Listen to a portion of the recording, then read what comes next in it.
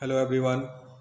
आज मैं आप लोगों के लिए क्लास 10th का लिटरेचर पोर्शन लाया हूँ।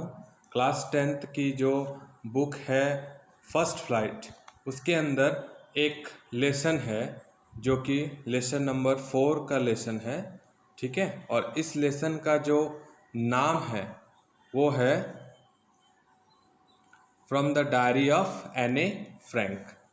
ठीक है, आप लोग देख सकते हैं अपने स्क्रीन पे कि लेसन का नाम है फ्रॉम द डायरी ऑफ एने फ्रैंक। ठीक है, और इसको लिखी हैं एने फ्रैंक ने। एने फ्रैंक ने इसको लिखा है, इसके ऑथर एने फ्रैंक है। इस कहानी में हम लोग पढ़ेंगे, इस चैप्टर में हम लोग देखेंगे कि एने फ्रैंक नाम की एक लड़की है। ठीक है, उसको डायरी लिखना क्यों अच्छा लगता है, क्यों पसंद है, क्यों वो क्या करती है, डायरी क्यों लिखती है, यही सब चीज़ के बारे में हम आगे देखेंगे। तो आइए ज़्यादा टाइम ना लेते हुए क्लास स्टार्ट करते हैं। ठीक है, हम लोग यहाँ पे समरी देखेंगे क्योंकि इतना ज़्यादा समय है नहीं कि हम लोग ऑनलाइन सारा लाइन बाय लाइन मीनिंग समझ पाएँ, तो हम लोग यहाँ पे सिर्फ समरी देखेंगे। ठीक है, चलिए आप लोगों की स्क्रीन दिख रही होगी, मैं जूम कर देता हूँ। चलिए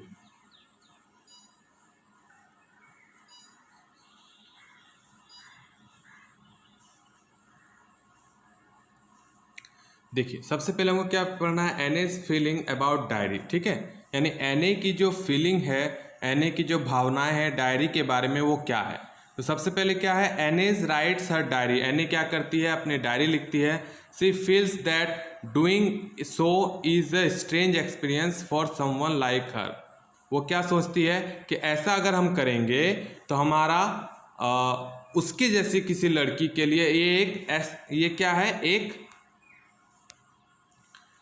स्ट्रेंज एक्सपीरियंस है, यानी बहुत अच्छा एक अजीब तरह का एक्सपीरियंस है उस जैसी लड़की के लिए, मतलब जिस प्रकार की लड़की एने फ्रैंक हैं उस तरह की लड़की के लिए। ठीक है, secondly, no one would be interested in reading something written by 13 years old girl.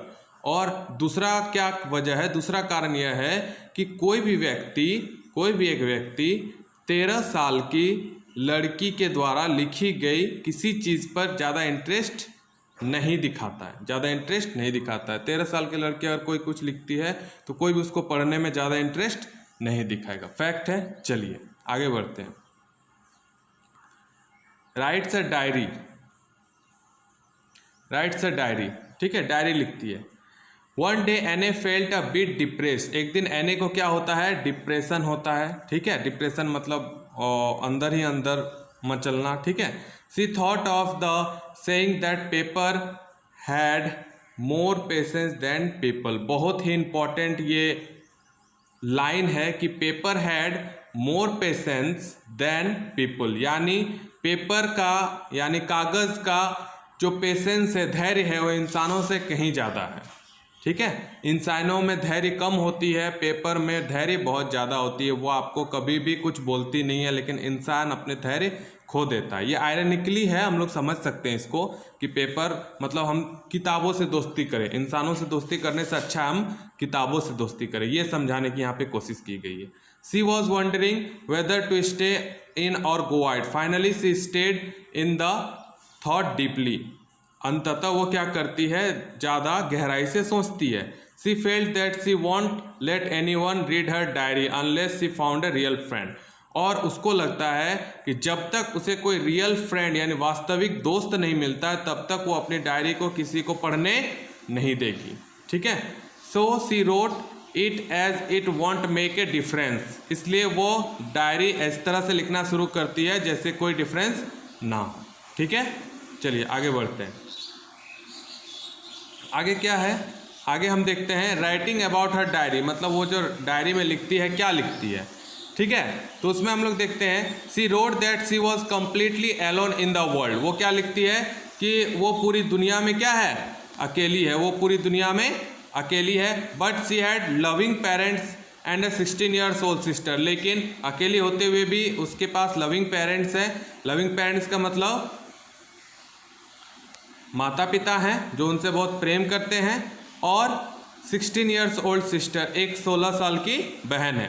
C had about 30 people around her, और उसके आसपास में लगभग 30 लोग रहते हैं। She could call them friends, वो लोगों को क्या बुला सकती है, दोस्त बुला सकती है। Then she had a family, और उसके बाद उसके परिवार भी है, आंट्स हैं, और एक गुड होम, एक अच्छा सा घर भी है। ये सारा चीज़ उसके पास है, फिर भी वो अपने आप को अकेली महसूस करती है, फिर भी वो अपने आप को अकेली महसूस करती है।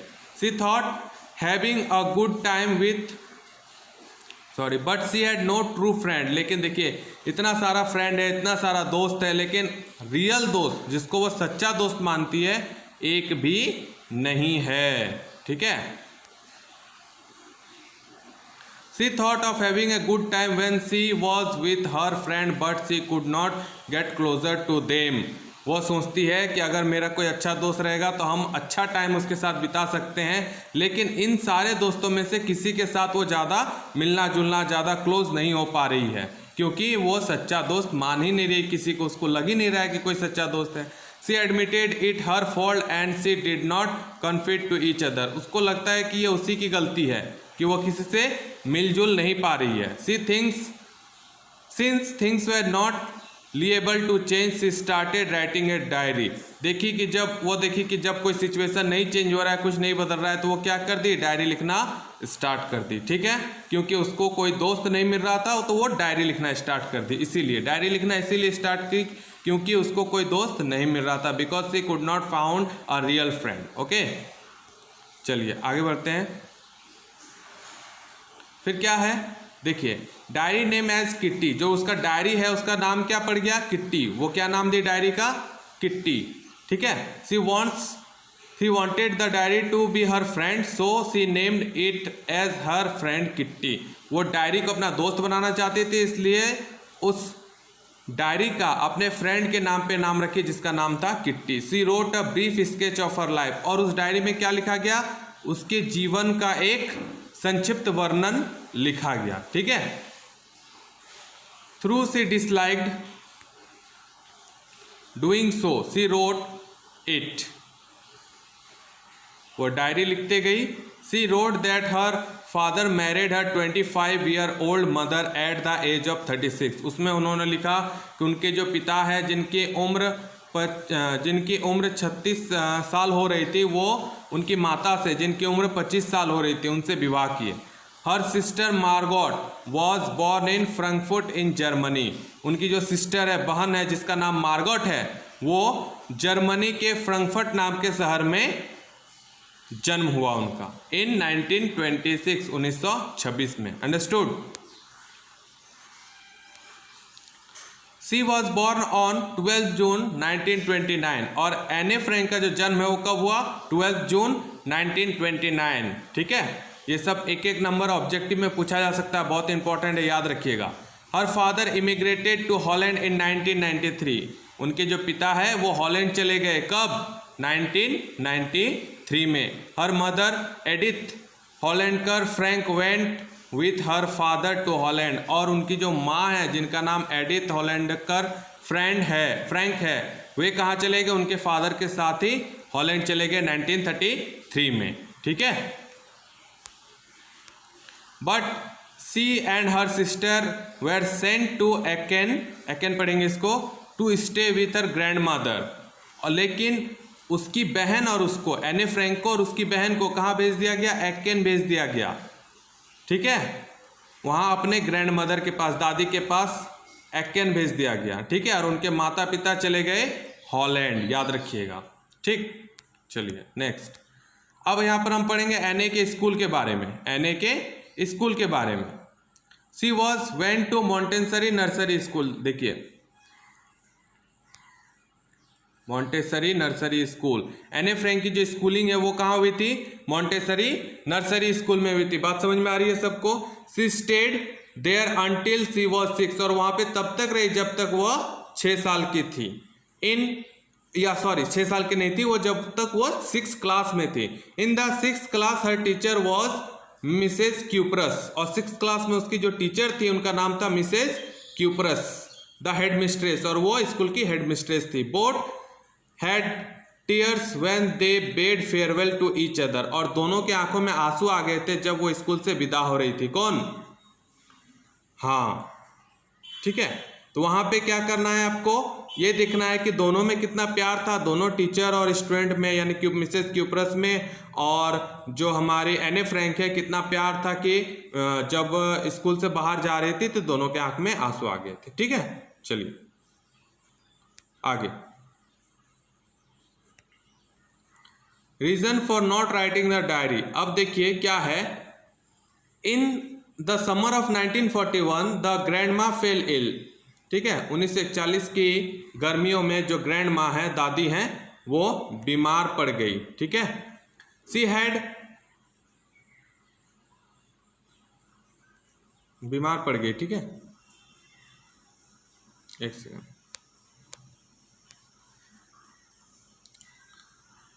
सी डाइड इन जनवरी 1942, और जनवरी 1942 में उनकी मृत्यु हो गई।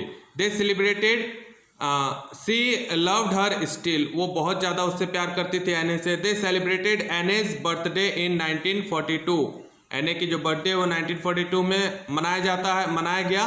The four of them were doing well till 20 जून 1942, और वो लोग जितने भी है वो 20 जून 1942 तक वहाँ पे अच्छा काम करते रहे। देन एने रोट हर डायरी अगेन, उसके बाद एने फिर से डायरी लिखना शुरू कर दी। इट वॉज लाइक दिस, मतलब क्यों डायरी लिखना बंद की थी, क्योंकि उनके दादी की तबीयत खराब थी और उनकी मृत्यु हो गई थी। ठीक है, इसलिए वो डायरी लिखना बंद कर दी थी। फिर 1942 में वो डायरी लिखना स्टार्ट कर दी। ठीक है,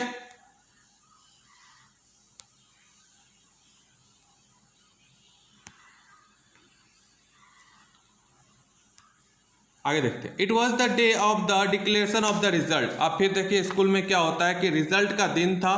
ठीक है, every one in her class was in tension, सभी कोई क्लास में टेंशन में थे। The reason was who would go to the next class and who would not, और रीजन, टेंशन का कारण ये था कि कौन नेक्स्ट क्लास में जाएगा और कौन नहीं जाएगा। They had bet with other boys on who would pass and who would not, और वो लोग क्या करते थे, एक दूसरे से बेट लगाते थे, शर्त लगाते थे कि कौन पास होगा कौन पास नहीं होगा। She wrote that there were many who did not deserve to be promote to the next higher class, और वो लिखती हैं, एने फ्रैंक लिखती है कि बहुत सारे ऐसे स्टूडेंट हैं जो डिजर्व नहीं करते, यानी नहीं उनको दूसरे क्लास में जाना चाहिए क्योंकि वो पढ़ाई में तेज नहीं थे। ठीक है, ऐसा एने फ्रैंक लिखती हैं किसी किसी स्टूडेंट्स के बारे में।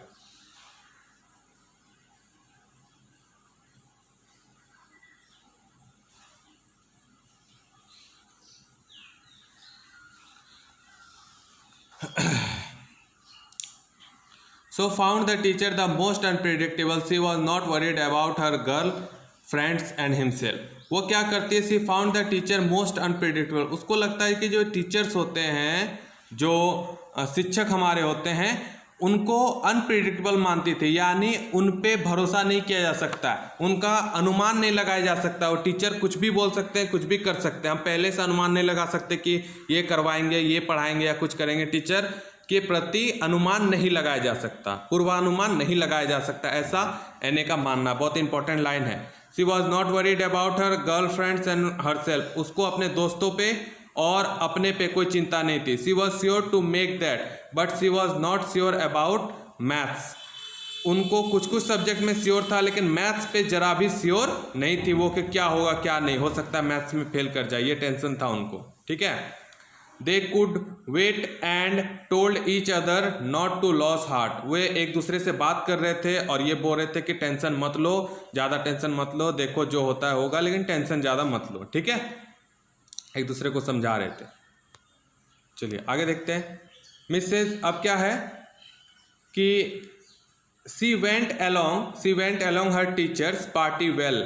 Mrs Keesing was a dull person who taught them maths. अब देखिए यहाँ पे एक कैरेक्टर आया Keesing, Mr Keesing. Mr Keesing कौन है, जो मैथ्स पढ़ाते हैं टीचर उन लोगों को, किन लोगों को, एने फ्रैंक को, उनका नाम है Mr Keesing. He was always annoyed with her as she talked much, वो हमेशा एनॉयड रहते थे, एनॉयड मतलब चिड़चिड़े से रहते थे, ज़्यादा अगर उनसे बात किया जाए तो वो क्या हो जाते थे, चिड़चिड़ापन हो जाते थे। किससे, एने फ्रैंक से। She gave her extra homework as a punishment, और वो क्या करती थी, वो क्या करते थे टीचर, हमेशा एक्स्ट्रा होमवर्क देते थे, किसको, एने फ्रैंक को, पनिशमेंट के तौर पे, ठीक है। It was the form of an essay a chatter box, और ये जो पनिशमेंट होता था, जो उनको सजा दी जाती थी एने फ्रैंक को, क्या दिया जाता था कि एक ऐसे लिख के आना, ऐसे मतलब एक निबंध लिख के आना एक चैटर बॉक्स पे, ठीक है, चैटर बॉक्स पे निबंध लिख के आना। चैटर बॉक्स का मतलब होता है जो ज़्यादा बोलती है, चटर चटर बोलते रहती है, ठीक है। She was unable to understood what she could write, और वो समझ नहीं पाती थी कि इसके बारे में वो क्या लिखे चैटर बॉक्स पे। She put a slip of it on her school bag, it was to remind herself to write, और वो क्या करती थी, अपने स्कूल बैग में एक स्लिप छोटा सा लिख के रखती थी ताकि उसको याद रहे कि क्या होमवर्क मिला है, ठीक है। चैटर बॉक्स इसलिए लिखने बोलती थी क्योंकि एने फ्रैंक बहुत ही ज़्यादा बोलती थी, तो टीचर उसी पे उसको बोलते थे कि बहुत ज़्यादा बोलने वाली लड़की पे चैटर बॉक्स पे ऐसे लिख के लाओ, ठीक है। आई बात समझ में, चलिए आगे। Does the homework give extra, अब देखिए क्या है कि in the evening she had done her homework, शाम को वो अपना होमवर्क कर लेती है। सी बिगेन थिंकिंग, और सोचने लगती है द सब्जेक्ट ऑफ ऐसे, कि ऐसे जो दिया गया ये क्या दिया गया हमको। She thought to write some good points of arguing, और वो सोचती है कि हम कुछ अच्छा पॉइंट लिखेंगे इसके बारे में जो टीचर मिस्टर किसिंग ने हमको दिया है। She wanted to prove the necessity of talking, और वो चाहती थी कि हम ये बताएं, नेसेसिटी ऑफ टॉकिंग बताएं, मतलब बात करना जो है वो महत्वपूर्ण है, इसके बारे में हम सर को किस तरह से बतलाएंगे। Then she had an idea, तो उसके पास एक आइडिया आया। Then she wrote the 3 pages of her satisfaction, और वो 3 पेज लिखी अपने सेटिस्फेक्शन के लिए, यानी चैटर बॉक्स पे, यानी बात करना जरूरी है उस चीज पे 3 पेज लिख दी। She wrote that talking was the future of student, वो क्या लिखती है कि बात करना, ठीक है, एक स्टूडेंट का क्या है, फ्यूचर है, उसका भविष्य है, फ्यूचर नहीं फीचर है, यानी उसका क्वालिटी है। स्टूडेंट बात करते हैं, जैसे मोबाइल का क्वालिटी है फोटो खींचना, उसी तरह से स्टूडेंट का क्वालिटी है बात करना। Her mother also use to talk much, और उसकी माँ भी अधिक बात करती थी। She inherited this trait from her mother, और उसको ये इनहेरिट हुआ है, यानी विरासत में मिला है बात करने की आदत। However, she would do her best to keep it under control, लेकिन वह चाहती थी कि हम इस चीज़ को कंट्रोल में करें, ज़्यादा बात ना करें, लेकिन फिर भी इनहेरिटेड है, विरासत में मिली है, तो वो बात करने लगती है। यही चीज़ वो टीचर को समझाना चाहती थी, ठीक है। अब देखिए, mister Keesing read and laugh, जब उन्होंने मिस्टर किसिंग को ये दिखाई तो मिस्टर किसिंग पढ़े और हंसने लगे। Then he gave her another essay as she did not stop talking, और फिर एक और ऐसे दे दिया कि वो बात करना बंद नहीं की उस पे। She was to write it on an incorrigible chatter box, अब किस लिए दे दिया गया कि इनकरेजिबल चैटर बॉक्स, यानी ऐसी चैटर बॉक्स जो कभी बात करना बंद ही नहीं करती है, जो बकबक करते रहती है। सी रोट इट, फिर से उसने लिखा। इट सेटिस्फाइड मिस्टर किसिंग, वो फिर लिख दी उस पर, और मिस्टर किसिंग को ये सेटिस्फाइड लगा, बहुत अच्छा लगा। जब फिर से लिखी तो मिस्टर किसिंग को बहुत अच्छा लगा। याद रखिएगा, पहला जो पनिशमेंट मिला था लेटर लिखने का, वो मिला था चैटर बॉक्स पे। दूसरा जो मिला तो वो मिला था एन इनकरेजिंग चैटर बॉक्स, ठीक है, याद रखिएगा ये। और मिस्टर किसिंग को बहुत अच्छा लगा इस बार। She did not talk for 2 lesson, she did not talk for 2 lesson but she started speaking again in the 3rd lesson. वो 2 लेसन तक चुपचाप रही, लेकिन जैसे ही 3rd लेसन शुरू हुआ फिर से वो बात करने लगी। He again asked her to write an essay, तो फिर जो टीचर उसको फिर उनको ऐसे दे दिया, और इस बार के ऐसे का नाम क्या था, quack quack quack said mistress chatterbox, ये नाम था। Quack quack quack said mistress chatterbox, यानी जो बतख के क्वैक क्वैक क्वैक करते रहता है ना, बात करते रहता है, उस बारे में अब फिर से एक लिखने दे दिया, मतलब 3 लिखने दे दिया, ठीक है इस बार। अब क्या, the class 2 roared in to laughed hearing it, और क्लास सबको हंसने लगी है सुन के। सी ऑल्सो लाफ्ड, वो भी हंस दी। She wanted to write something original, something new. Now her friend San help to write the essay in verse. San was a good poetry, उसकी जो दोस्त है सैने या सैन पढ़ सकते हैं, वो उनको मदद की इस बार लिखने के लिए, ठीक है। चलिए आगे देखते हैं।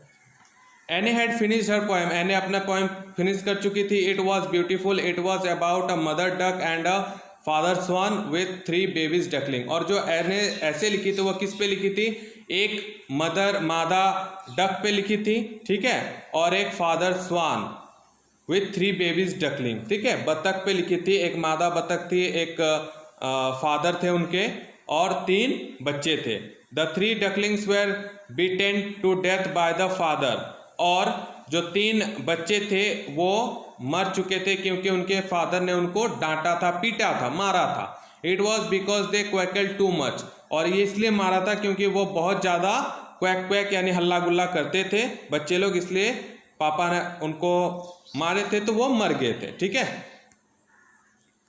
अब क्या है देखिए, luckily mister Keesing took a joke to write way, mister Keesing played a joke on her, it was in giving her essays to write on, but she said played on him. क्या हो गया कि mister किजिंग को ये पढ़ के समझ में आया कि शायद मुझे ये जोक कर रही है और मुझे ऐसा इतना नहीं करना चाहिए, इतना नहीं देना चाहिए। It was but she had played on him, he read the poem to class adding her own comments, वो पूरे क्लास को पढ़ के सुनाए इस पोएम को, जो कि बहुत अच्छा पोएम था, अपना कमेंट भी दिए। Since then she had been allowed to talk, और इतना अच्छा लगा, वो समझ गए कि अब हमको ऐसा नहीं करना चाहिए, बात करती है तो ठीक है, हल्का फुल्का कर सकती है। उसके बाद से कभी भी उसने बात करना बंद नहीं किया, और टीचर जो है वो उनको मैथ्स टीचर बोले कि नहीं ठीक है तुम बात कर सकती हो। She had not ever been give extra homework, उसके बाद कभी उसको एक्स्ट्रा होमवर्क भी नहीं दिया गया, ठीक है, एने फ्रैंक को। मिस्टर किजिंग कंटिन्यूज मेकिंग जोक, और मिस्टर किजिंग जोक करते रहते थे उसके बारे में, ठीक है। चलिए, तो ये सारा पूरा पोएम था, हम लोग देख लिए, सॉरी पोएम नहीं था ये, आप लोग का चैप्टर था, हम लोग पूरा पढ़ लिए, देख लिए, समझ लिए, ठीक है। थोड़ा जल्दी जल्दी में बताए हैं क्योंकि वीडियो लंबा हो जाएगा, इसलिए तो आप लोग क्या कीजिएगा, वीडियो 2-3 बार देख सकिएगा, ठीक है। एने फ्रैंक की डायरी ये हम पूरा पढ़ा दिए आप लोगों को। आई होप गाइज आप लोगों को समझ में आया होगा, अच्छा भी लगा होगा। ये मेरी एक प्रयास है आप लोगों से इंटरेक्ट करने की, तो मुझे सपोर्ट कीजिएगा, ठीक है। Okay, thank you.